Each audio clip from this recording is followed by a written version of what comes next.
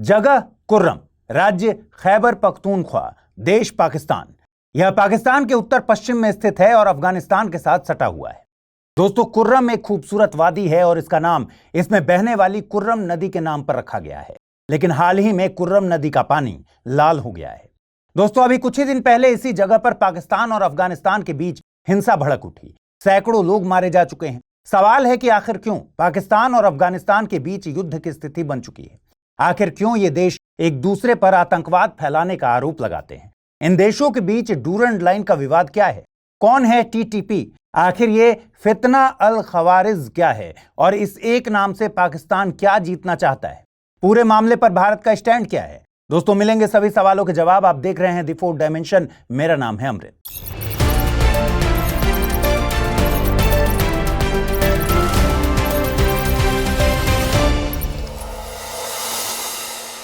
तारीख 8 अक्टूबर खैबर पख्तूनख्वा में टीटीपी ने पाकिस्तानी सैनिकों पर हमला किया, जिसमें 23 सैनिक शहीद हो गए। तारीख 9 अक्टूबर पाकिस्तान ने काबुल में हवाई हमला किया, कहा टीटीपी पर हमला किया है। अफगानिस्तान ने इसे अपनी संप्रभुता का उल्लंघन बताया। तारीख 10 अक्टूबर अफगानिस्तान के पख्तिका प्रांत के एक बाजार पर बमबारी हुई। अफगानिस्तान ने पाकिस्तान पर आरोप लगाया।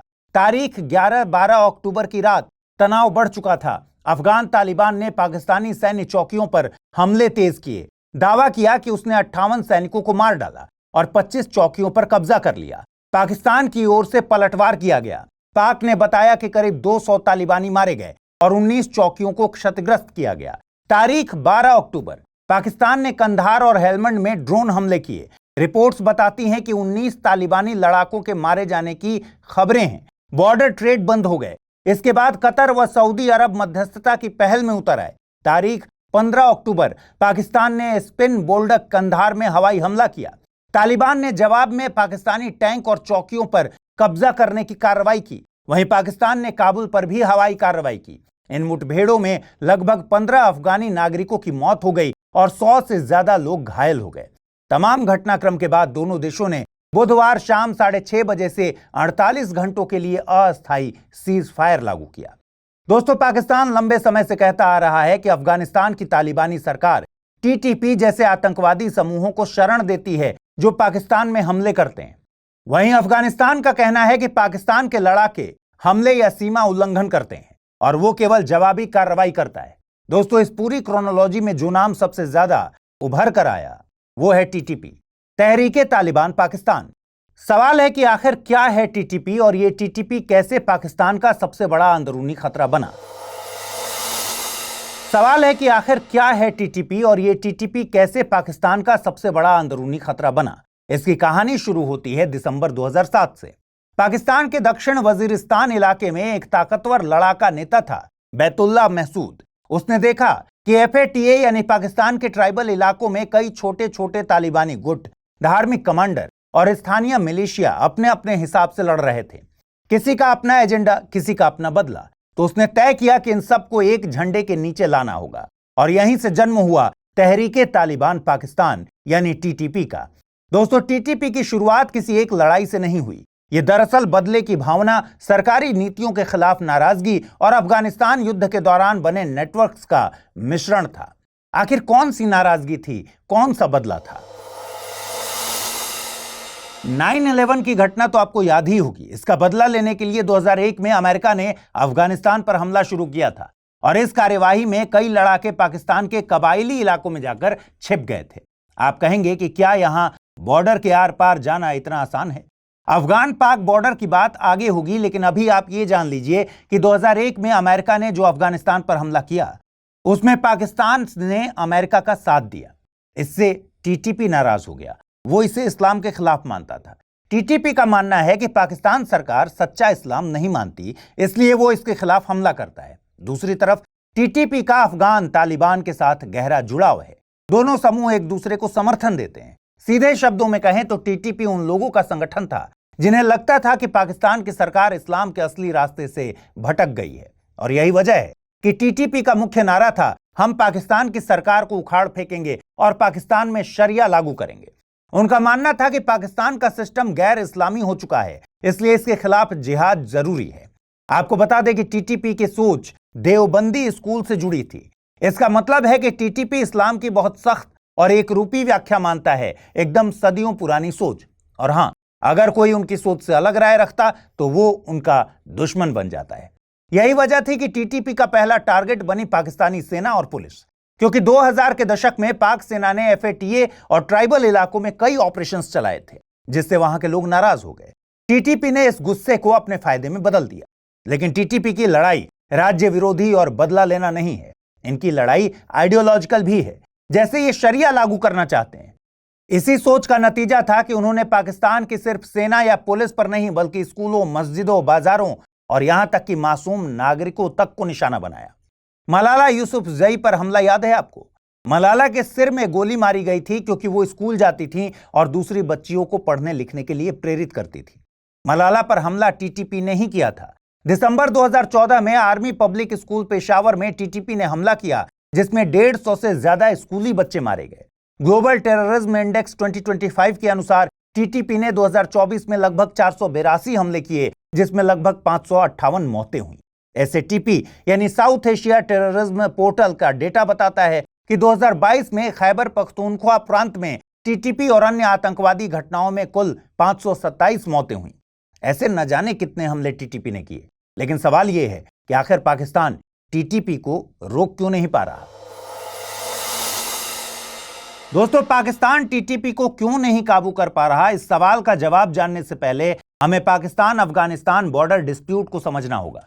इस डिस्प्यूट की कहानी की शुरुआत होती है 1893 से। उस समय ब्रिटिश इंडिया अपने नॉर्थ वेस्ट फ्रंटियर यानी अफगानिस्तान की सीमा को लेकर बहुत चिंतित था। उसे डर था कि रूस दक्षिण की तरफ बढ़कर ब्रिटिश साम्राज्य को चुनौती दे सकता है। साम्राज्यवादी रूस उस दौर में जबरदस्त विस्तार कर रहा था, इसीलिए ब्रिटिश हुकूमत चाहती थी कि अफगानिस्तान को एक बफर जोन बना दिया जाए ताकि रूसी प्रभाव को रोका जा सके।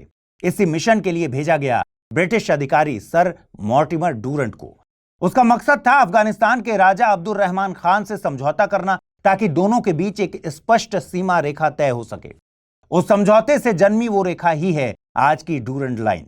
डूरंट लाइन करीब 2640 किलोमीटर लंबी है और आज के पाकिस्तान और अफगानिस्तान को अलग करती है।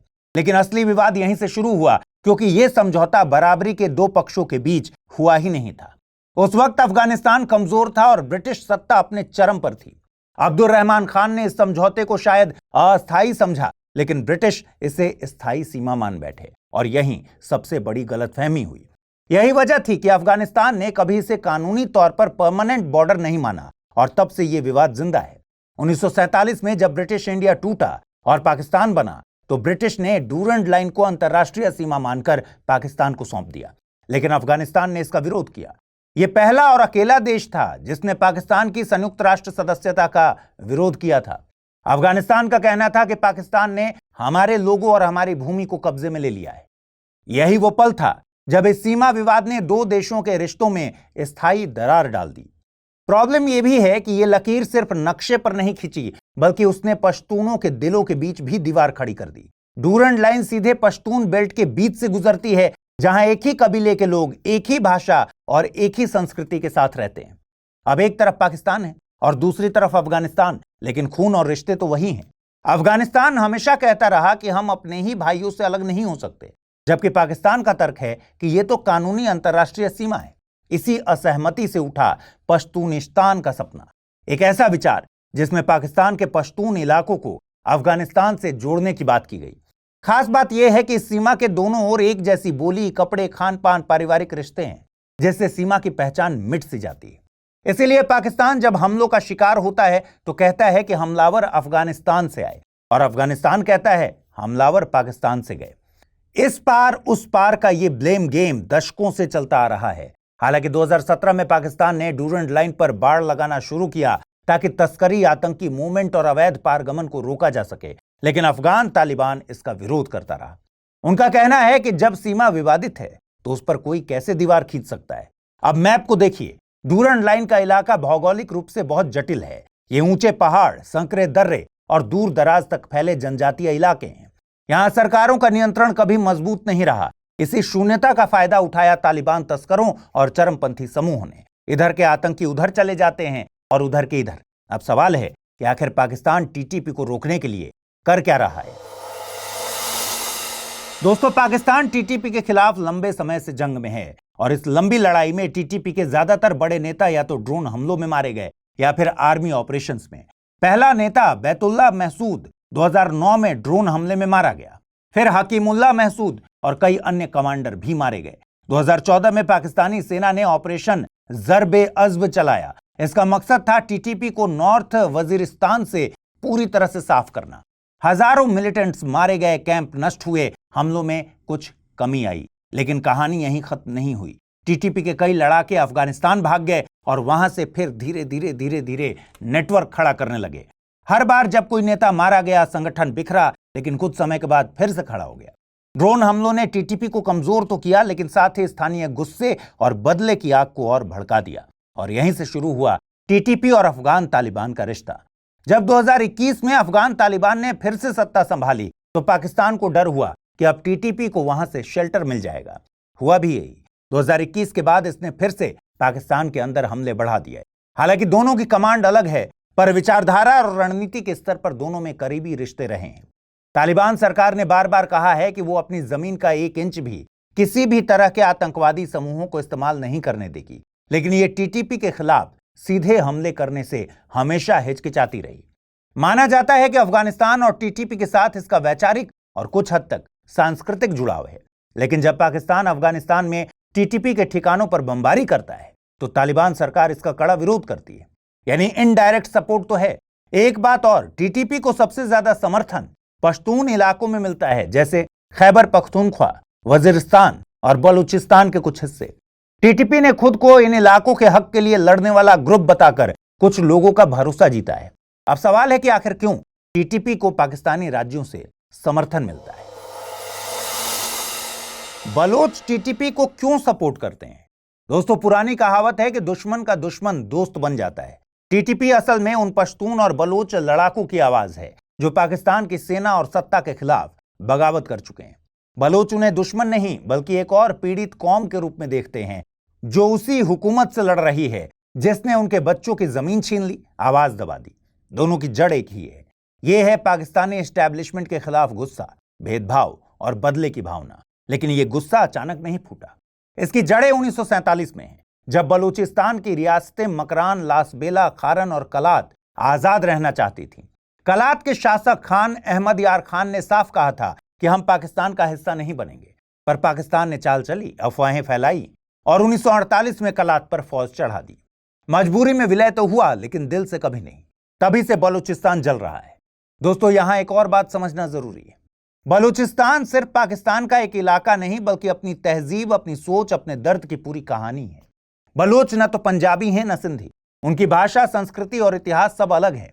वो खुद को अलग कौम मानते हैं और यही बात पाकिस्तान को हमेशा खटकती रही। जब सोच और पहचान अलग हो तो सत्ता का व्यवहार अलग हो जाता है। पाकिस्तान ने बलोचों को अपने सिस्टम से बाहर धकेल दिया। राजनीति में उनकी हिस्सेदारी बेहद कम है, नौकरियों में नाम मात्र की मौजूदगी है और बड़े बड़े प्रोजेक्ट्स में उन्हें बस मजदूर की भूमिका दी गई। ग्वादर बंदरगाह बना, सीपीईसी की अरबों डॉलर की डील हुई, लेकिन बलोचों का हिस्सा जीरो टू नेग्लिजिबल रहा।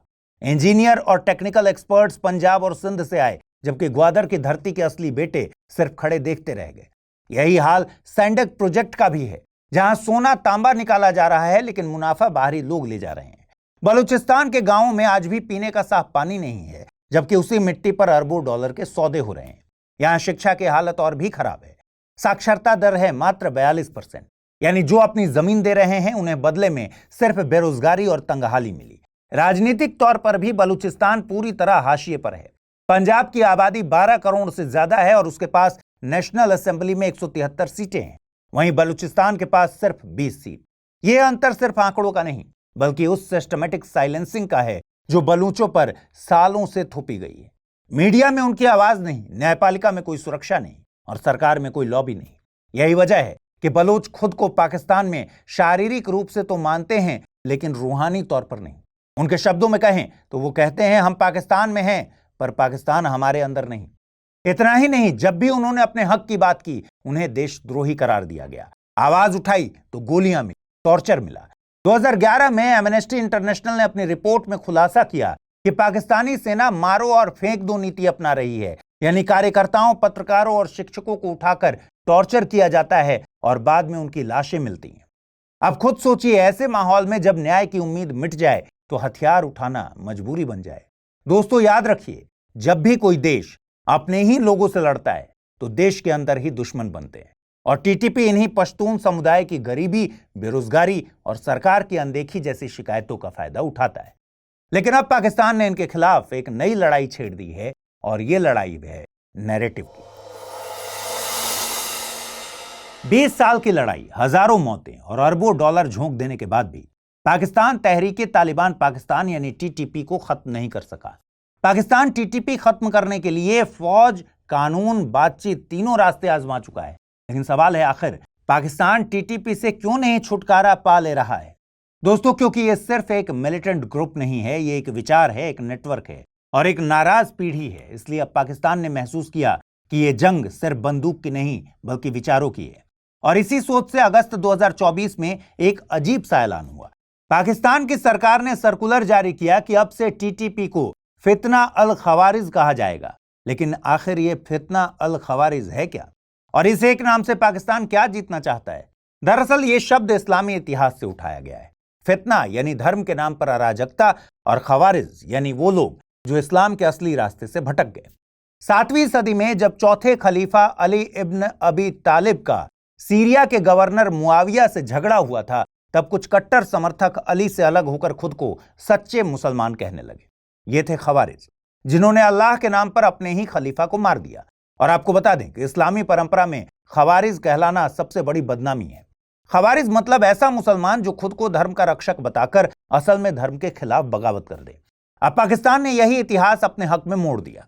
सेना जानती है कि अगर वो सिर्फ टीटीपी को आतंकी कहेगी तो उसका असर सीमित होगा, क्योंकि टीटीपी अपने इलाकों में खुद को मजहब के सच्चे सिपाही के तौर पर बताती है। खैबर पख्तूनख्वा और वजीरिस्तान जैसे इलाकों में लोग पहले से ही सरकार से नाराज हैं। वहां टीटीपी ने खुद को इस्लामी प्रतिरोध के रूप में पेश किया है। यही वो जगह है जहां पाकिस्तान ने गोलियों के बजाय कलम से वार करने का फैसला किया। सेना ने धार्मिक विद्वानों, उलेमाओं और मीडिया के साथ मिलकर नया नैरेटिव गढ़ा। टीटीपी जिहाद नहीं कर रही बल्कि फितना फैला रही है, यानी ये इस्लाम के रक्षक नहीं, इस्लाम के गद्दार हैं। इस कदम के 2 सीधे मकसद हैं।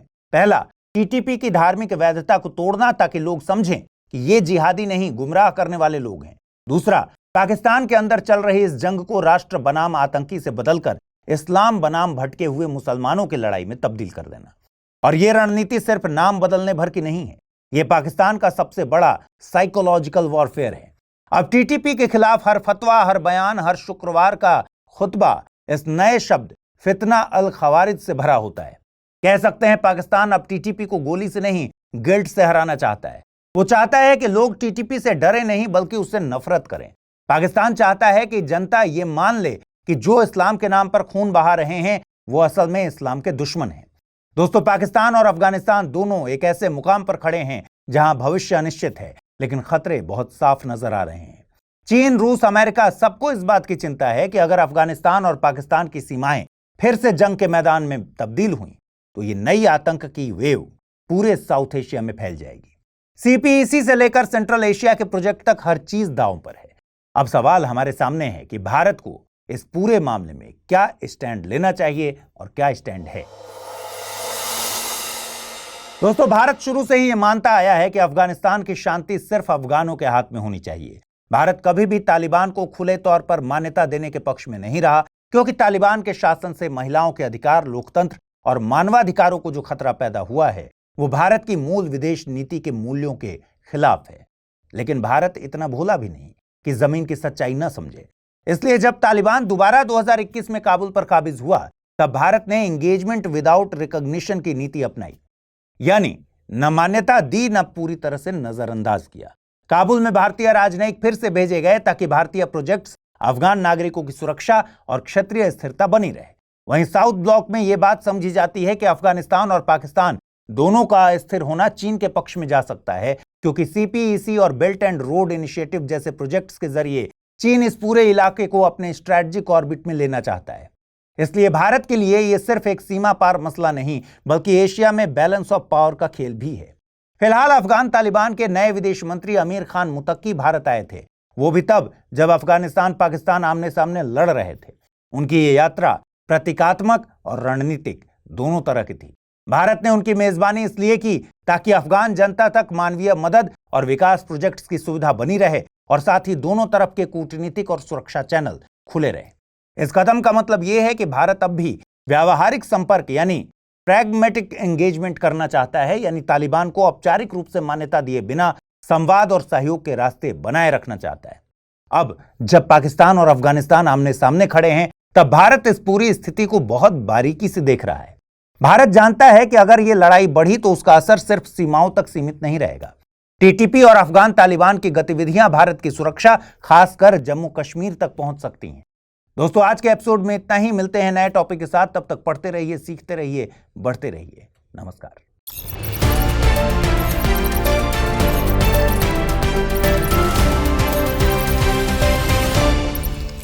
हिंदी में यूपीएससी की तैयारी से संबंधित प्रोग्राम्स को देखने के लिए सब्सक्राइब करें स्टडी IQ IAS हिंदी।